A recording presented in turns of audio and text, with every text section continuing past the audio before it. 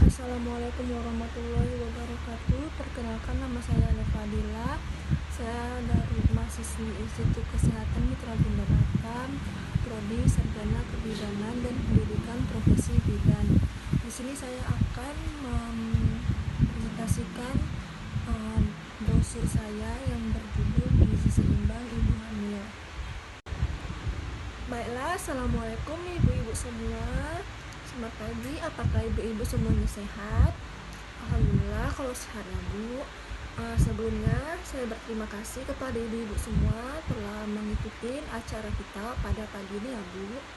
Sebelum itu saya ingin memperkenalkan diri saya. Perkenalkan, nama saya Alia Fadila. Saya mahasiswi dari Institut Kesehatan Mitra Bunda Batam. Di sini saya akan menjelaskan apa itu gizi seimbang bagi ibu-ibu hamil. Nah, sebelumnya apakah ibu udah mengetahui gizi ibu? Nah, sekarang saya akan menjelaskan dulu ya Bu tentang apa itu gizi seimbang.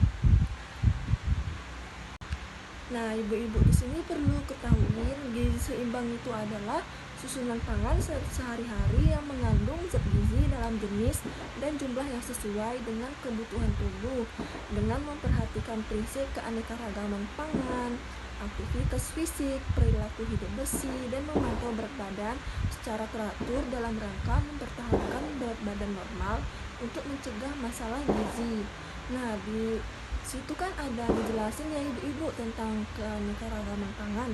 Nah, keanekaragaman pangan itu mencakupi tentang umbi-umbian, jagung, beras, dan lain-lain.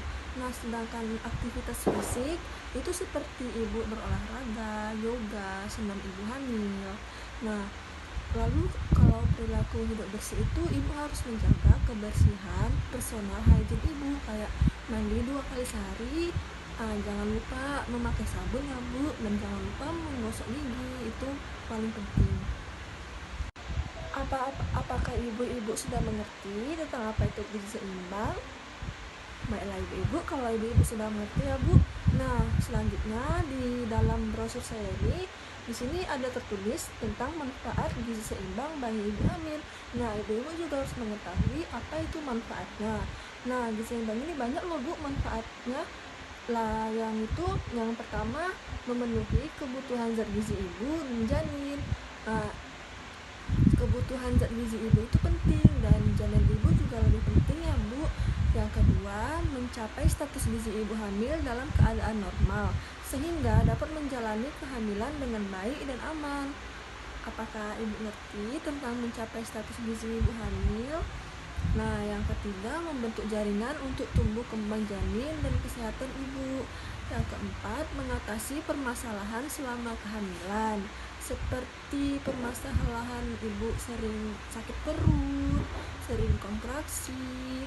Nah, yang terakhir ini, ibu memperoleh energi yang cukup yang berfungsi untuk menyusui setelah kelahiran bayi. Nah, setelah saya menjelaskan tentang manfaat gizi seimbang ibu-ibu hamil, apakah ibu-ibu di sini sudah mengerti tentang manfaatnya? Kalau sudah mengerti, silahkan dicoba ya Bu di rumah. Lalu ibu-ibu, di brosur ini terdapat pesan gizi seimbang untuk ibu hamil. Nah, di dalamnya terkait mengonsumsi aneka ragam pangan lebih banyak. Nah, artinya berguna untuk memenuhi kebutuhan energi, protein, dan vitamin, serta mineral sebagai pemeliharaan, pertumbuhan, dan perkembangan janin, serta cadangan selama masa menyusui. Jadi, mengonsumsi aneka ragam pangan lebih banyak ini dapat berguna untuk memenuhi kebutuhan energi ibu maupun janin ibu. Nah, yang kedua ini ada membatasi makan makanan yang mengandung garam tinggi, yaitu untuk mencegah hipertensi karena meningkatkan resiko kematian janin, terlepasnya plasenta, serta gangguan pertumbuhan.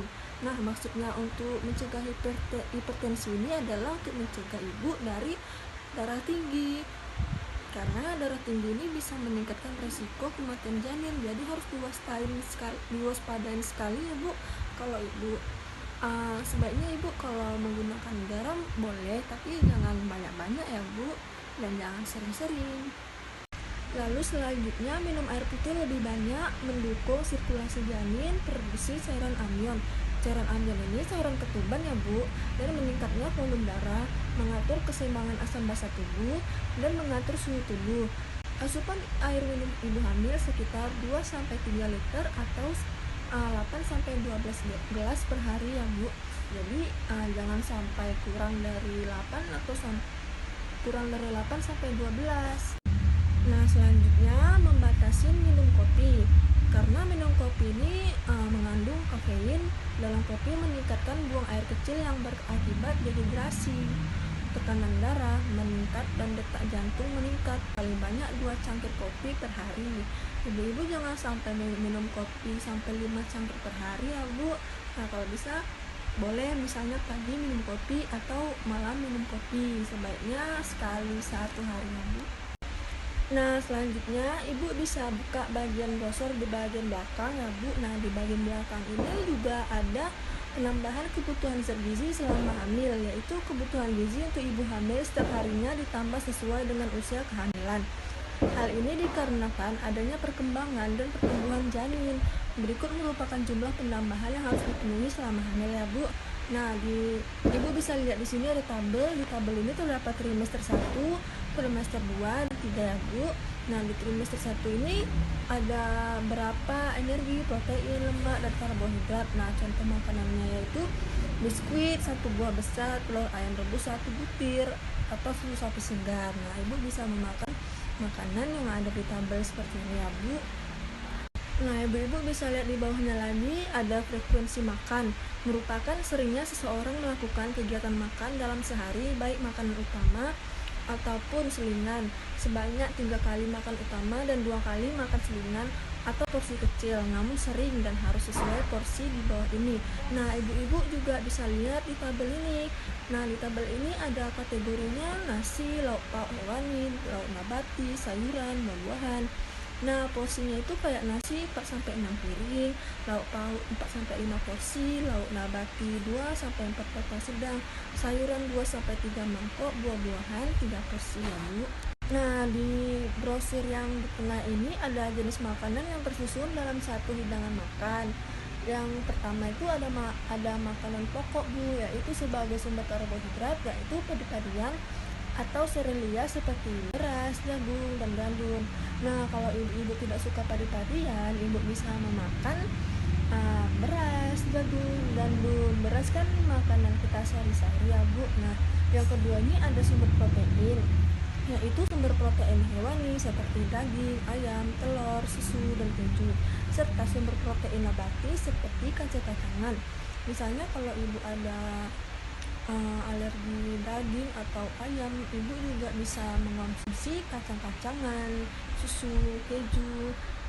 Nah, yang ketiga ini ada sumber zat pengatur, yaitu berupa sayuran dan buah. Sayuran diutamakan berwarna hijau dan kuning, juga seperti bayam, daun singkong ya Bu.